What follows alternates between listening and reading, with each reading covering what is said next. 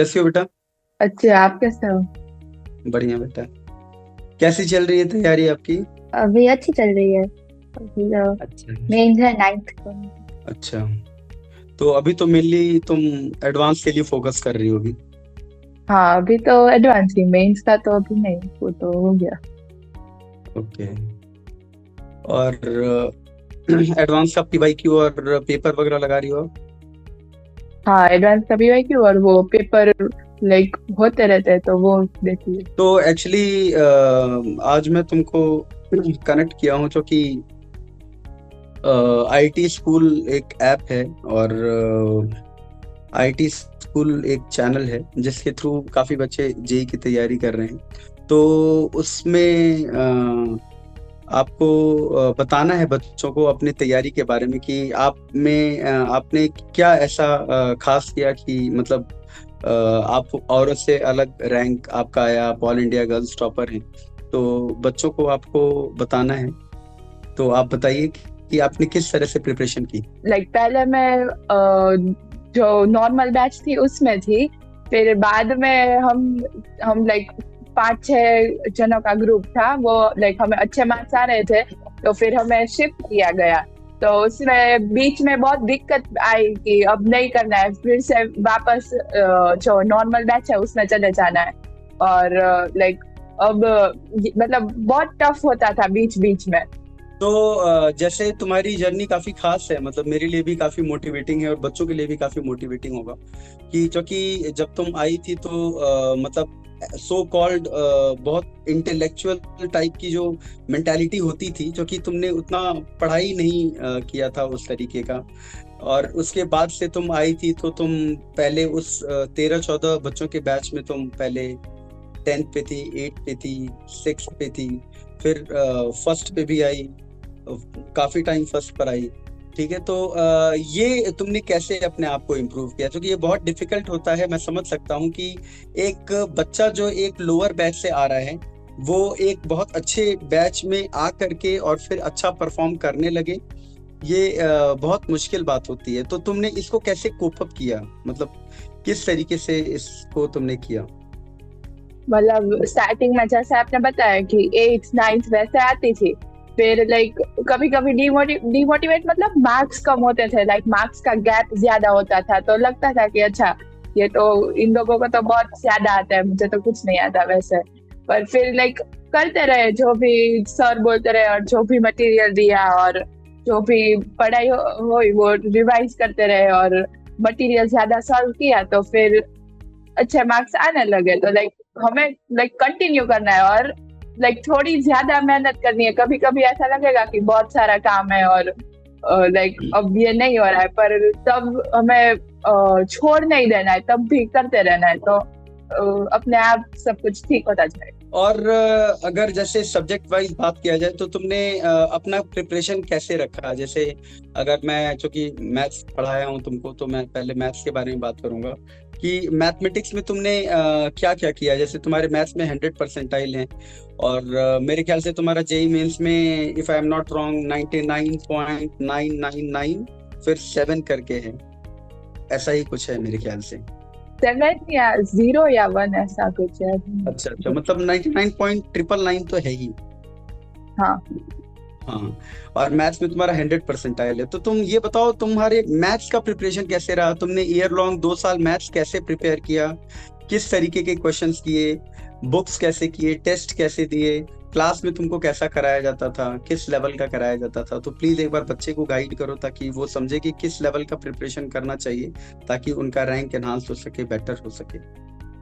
मतलब मैथ्स में तो सर ही थे, तो आप लाइक उन्होंने जब भी हमें पढ़ाना शुरू किया था, वो स्टार्टिंग के 2-3 चैप्टर्स आपने नहीं पढ़ाए थे, फिर आपने आप ही थे हमें तो तब लाइक नोट्स हमारी बहुत इंपॉर्टेंट होती थी और बहुत अच्छी भी होती थी। लाइक सर उसमें पहले बेसिक से लेकर फिर बहुत चैलेंजिंग क्वेश्चंस होते थे, लाइक ओलंपियाड लेवल के क्वेश्चंस होते थे, तो वो भी कराते थे। और उसमें मजा भी आता था कि अच्छा, नहीं हुआ तो भी जब सर लाइक हमें सर जब समझाएंगे कि वो कैसे करना है, तो वो अच्छा लगता था कि अच्छा कुछ नया सीखने को मिला वैसे।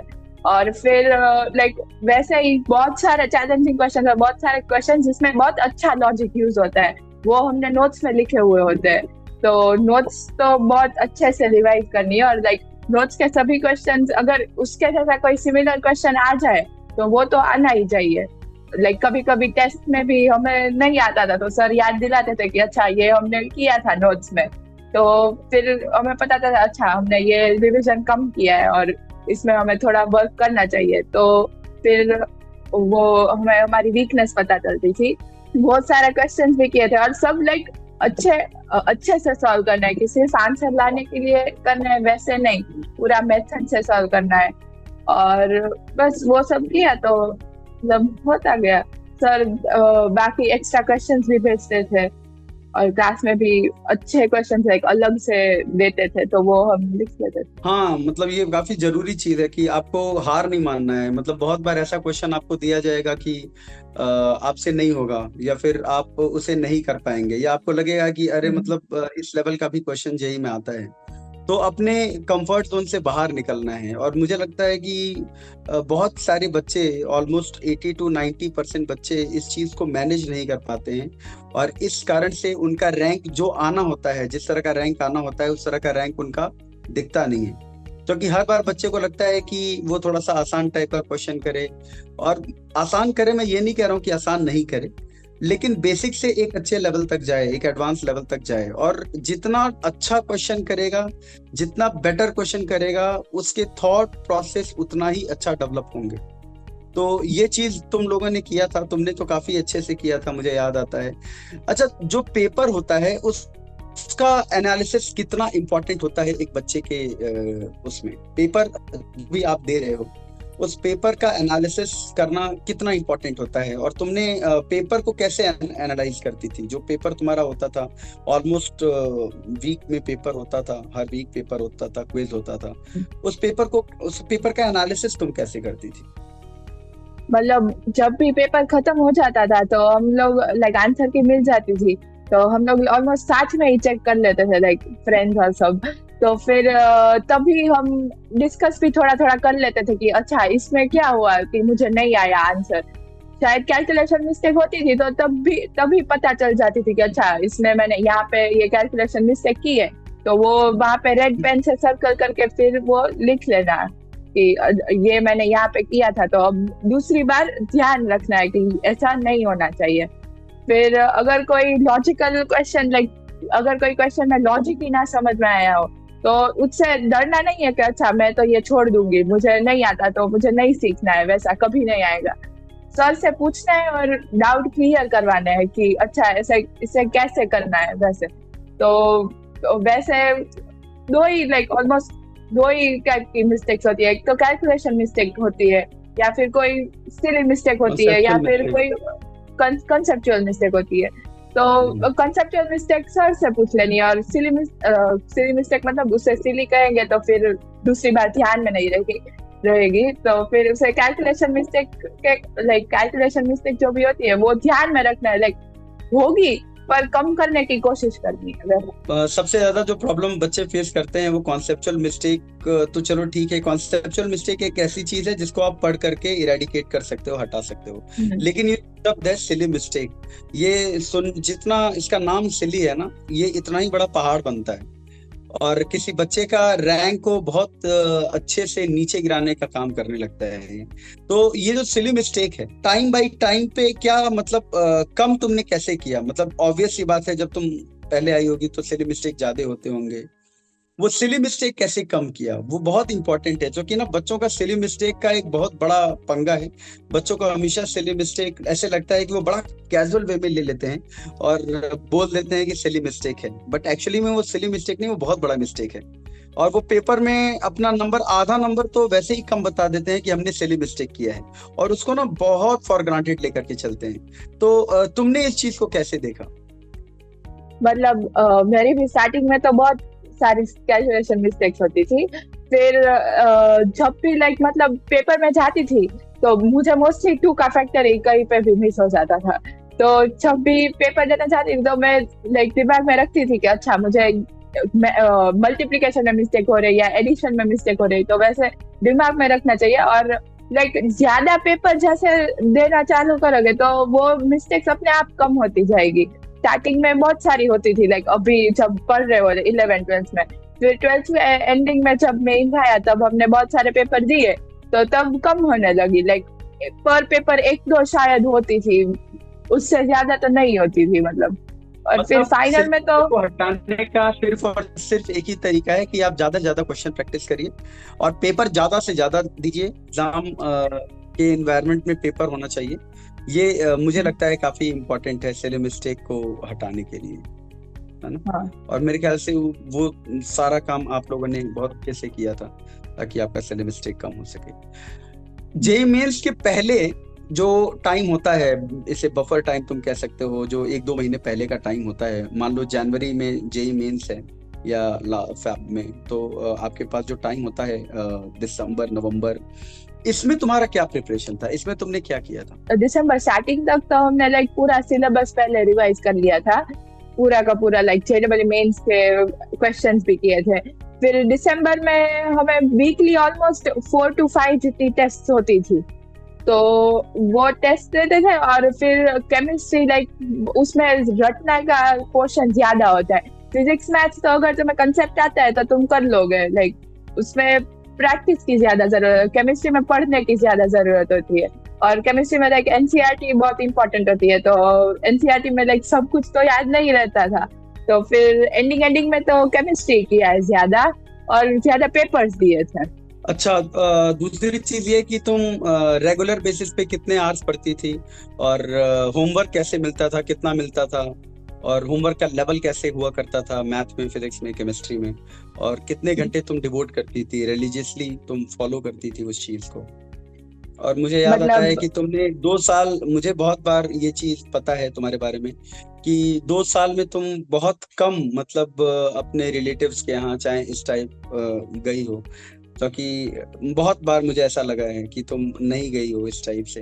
तो तुमने क्या मतलब शेड्यूल फॉलो किया है इसके लिए? सुबह तो कोचिंग होता था, तो वो लाइक 5.5 आवर्स जितना हो जाता था। फिर आके घर पे मैं 7 to 7.5 आवर्स जितना पढ़ती थी, लाइक ऑन एन एवरेज। कभी कम भी हो जाता था, लाइक कोई दूसरा काम आ गया हो, या फिर और कभी ज्यादा भी हो जाता है कि कुछ बाकी रह गया हो, या फिर ज्यादा होमवर्क किया हो, तो या फिर कोई रिवीजन बाकी रह गया 2 दिन पहले जो तुमने रिवाइज नहीं किया वो भी रिवाइज हो जाए। और फिर लाइक होमवर्क की बात करें तो हमें डेली ऑलमोस्ट पर subject 30 questions on an average मिलते थे। लाइक केमिस्ट्री में अगर ऑर्गेनिक हो तो ज्यादा क्वेश्चंस मिलते थे। कभी अगर लाइक क्वेश्चन का डिफिकल्टी लेवल ज्यादा हो कि अच्छा पता ही है कि इसमें पर क्वेश्चन 5-7 मिनट्स तो लगेगा, तो नंबर ऑफ क्वेश्चंस कम होते थे, पर ऑन एन एवरेज 30 क्वेश्चंस मिलते थे। और लाइक बाहर जाने का जैसे सर ने बोला, मैं आई थिंक एक बार गई होगी, मुझे याद नहीं है, पर लाइक अगर जाना हो तो अपनी स्टडीज को कंपेंसेट करके नहीं जाना है कि अच्छा मैं ये कल पढ़ लूंगी और अभी मैं चली जाती हूँ। अगर तुम्हें पता है कि तुम्हारा फ्री टाइम है और तुम मैनेज कर लोगे, लाइक सब कुछ काम हो गया, तो तुम जा सकते हो 1-2 घंटे रिलैक्स करने के लिए। पर फिर वो हैबिट भी नहीं बना देती है, लाइक बना लेनी है, क्योंकि वैसे फंक्शंस तो बहुत ज्यादा आज आएंगे, और फिर अगर तुम हर फंक्शन में जाओगे तो फिर वो तो मैनेज नहीं हो पाएगा। एकदम सही बात है। वैसे मैं बता दूं सबको कि she is also qualified for I think so Indian national mathematics olympiad, RMO qualified थी तुम, और इंटरनेशनल के लिए कॉल, मतलब इंटरनेशनल मैथमेटिक्स ओलंपियाड के लिए, मतलब वो कैंप होता है ना IMOTC, वो कैंप में कैंप के लिए आया था, फिर कैंप में तो नहीं गई। अच्छा, बस ये लास्ट एक क्वेश्चन मैं पूछ रहा हूँ बच्चों के लिए। तुम जो पेपर करने का स्ट्रेटेजी है जेईई मेंस का या जेईई एडवांस का, वो क्या तुम रखती हो इन जनरल? पेपर जब पेपर मिलता है तो उसके बाद तुम्हारा क्या सोचती हो, किस तरीके से पेपर सॉल्व करती हो? मेन में तो पहले लाइक थोड़ा इजी होता है, तो पहले मैं फिजिक्स लेती हूँ और केमिस्ट्री दोनों खत्म ही कर देती हूँ, और वो mostly like max to max 1.5 hour. होता है। नॉर्मली 1 आवर में खत्म हो जाता है, पर कभी कभी अगर पेपर लाइक टफ हो या ऐसा कुछ हो थोड़ा, तो 1.5 आवर होता है। और फिर मैथ्स के लिए भी लाइक 1.5 आवर जितना बचता है, तो वो इनफ होता है मेंस के मैथ्स के लिए। और लाइक कभी कभी ऐसा भी आएगा कि फिजिक्स में 2-3 क्वेश्चन ऐसे लाइन में नहीं होंगे, और लाइक घबराहट लाइक तुम घबरा जाओगे कि अच्छा फिजिक्स में नहीं हो रहा है, तो दूसरे दोनों भी शायद डिफिकल्ट हो। पर लाइक तो तब मैं फिजिक्स छोड़ देती थी, लाइक फिजिक्स बाद में करूंगी वैसे, तो फिर कोई और सब्जेक्ट ले लेने का।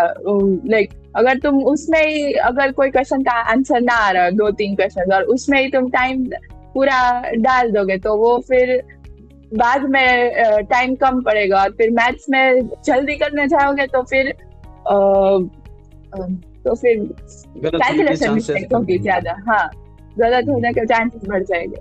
और एडवांस में तो लाइक केमिस्ट्री भी कैलकुलेटिव थोड़ा आता है, तो फिर उसमें तो पहले फिजिक्स करना, फिर बीच में मैथ्स करती हूँ, और फिर एंडिंग में केमिस्ट्री, क्योंकि केमिस्ट्री में रिलेटिवली टाइम भी थोड़ा ज्यादा मिल जाता है एडवांस में हाँ एज टाइम कम्पेयर। भी और ज्यादा। हमें और एडवांस में बहुत बार ऐसा होता है कि जरूरी नहीं है कि आपको सब कुछ आए ही। हाँ मेंस में एक प्रेशर रहता है कि मतलब आप ज्यादा से ज्यादा स्कोर करो, आपको लगभग सारा आता होगा।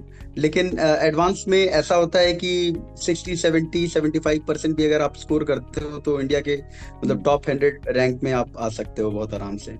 तो ये मेरे ख्याल से तुम लोगों का सोचना होता होगा, जहां तक मुझे पता है। हाँ हाँ चलो दिवेजा, बहुत बहुत बेस्ट ऑफ लक तुम्हारे एडवांस के एग्जाम के लिए, ठीक है ना। मेंस तो नहीं कहूँगा, मेंस तो थैंक यू तुमने सर। बहुत अच्छा कर ही लिया है। और मुझे पूरा उम्मीद है कि तुम्हारा काफ़ी अच्छा रैंक आएगा, टॉप 50 में आना चाहिए, ऐसा मेरा सोचना है। बाकी तो देखो रिजल्ट क्या होता है, ठीक है। और बहुत कुछ बच्चों को सीखने को मिला होगा, तुम्हारे सोच क्या, किस तरह से तुम पेपर देती हो, कैसे तुम पढ़ाई करती हो, कैसे तुमने रैंक अचीव किया है, ये ऑल इंडिया गर्ल्स टॉपर तुम कैसे बनी हो।